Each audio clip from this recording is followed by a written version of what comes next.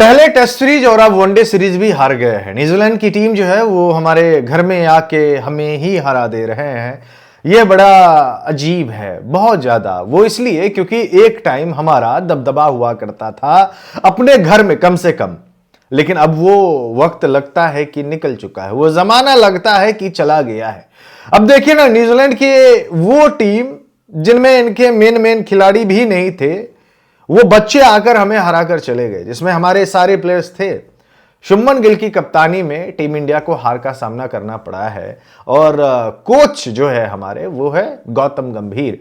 Australia में ODI series हारे और अब जो है अपने ही घर में न्यूजीलैंड के हाथों ओडीआई सीरीज हम लोग हार चुके हैं।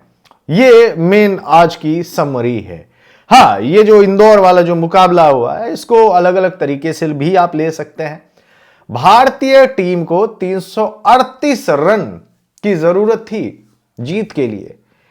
एक डेरिल मिचेल हमारे गेंदबाजों से नहीं रोका जा रहा है। क्या टीम प्लान है? नहीं पता। क्या फील्ड प्लेसमेंट है? नहीं पता। सोच क्या रहे हैं? नहीं पता है।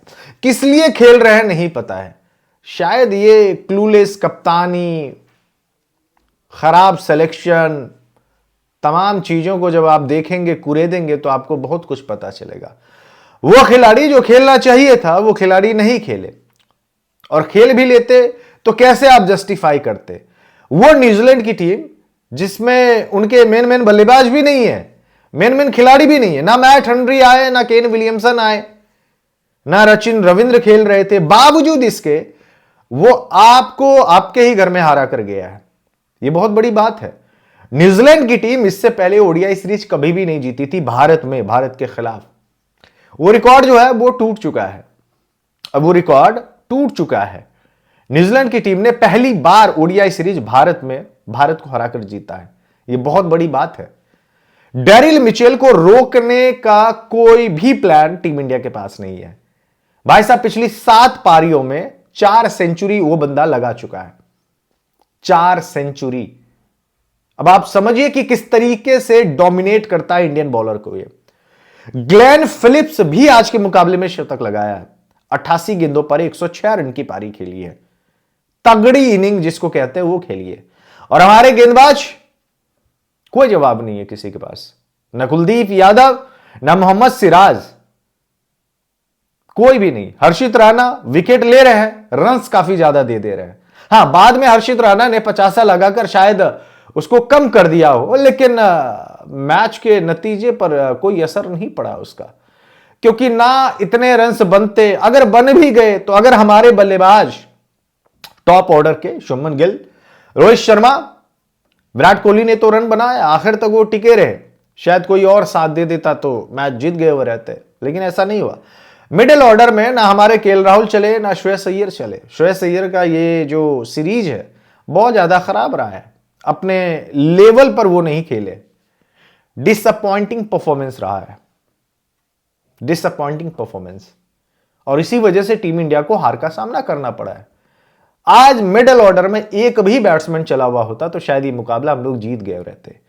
रविंद्र जडेजा का क्या काम है टीम में, ये फैंस लगातार पूछ रहे हैं, क्योंकि फैंस को भी कुछ समझ में नहीं रहा कि आखिर में ये है क्यों।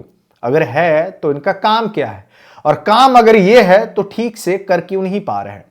रविंद्र जडेजा ना गेंदबाजी हो रही है, ना बल्लेबाजी हो रही है। ऐसा खराब परफॉर्मेंस रहा है। हर्षित राणा 50 लगा रहे हैं, लेकिन हमारे बल्लेबाज जो है वो 50 नहीं लगा पा रहे हैं।